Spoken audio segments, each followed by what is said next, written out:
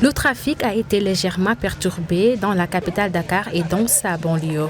Pour cause, une grève de 72 heures des travailleurs du secteur des transports. Ce mouvement d'humeur des chauffeurs de l'association de financement des professionnels du transport urbain AFTU a été bien ressenti sur le terrain.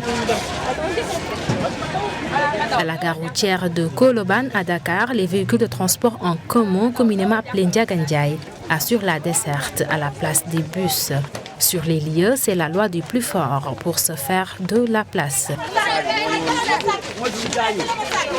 Aminata ne compte pas se prêter au jeu, mais elle juge malheureuse la situation. C'est vraiment désagréable pour nous usagers, du point de vue qu'à chaque fois, on reçoit les conséquences des humeurs des uns et des autres, les transporteurs qui augmentent le prix parce que le gasoil a augmenté, les chauffeurs qui partent en grève parce qu'ils veulent une augmentation de salaire, et nous dans tout ça. Ce chauffeur tente de justifier le mouvement d'humeur. Dans ce pays, il faut manifester pour se faire entendre.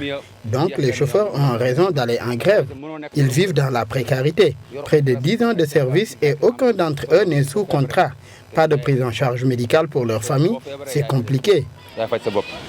Parmi les revendications des chauffeurs grévistes, des contrats de travail, une augmentation de salaire, une meilleure situation sociale, entre autres.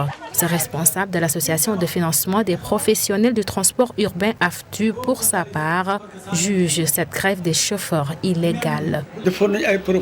Nous avions fait des propositions aux chauffeurs pour revoir leur situation. Mais ils veulent nous mettre la pression, ce qui est anormal. Cette grève ne se justifie nullement. Les chauffeurs réclament des augmentations de salaire, mais pas de contrat. Car s'ils ont des contrats, ils seront obligés de travailler exclusivement pour nous, ce qui ne les arrange pas. Nous assurons leur repas et leur donnons des primes de motivation.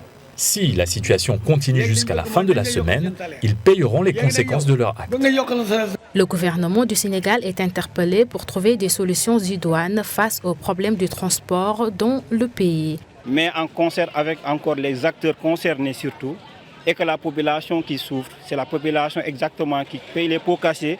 Et malheureusement, le transport souffre au niveau du Sénégal. Alors je pense qu'ils doivent discuter de ça, mais que ceux qui sont là pour les consommateurs, mais qui sortent et qui parlent de ça.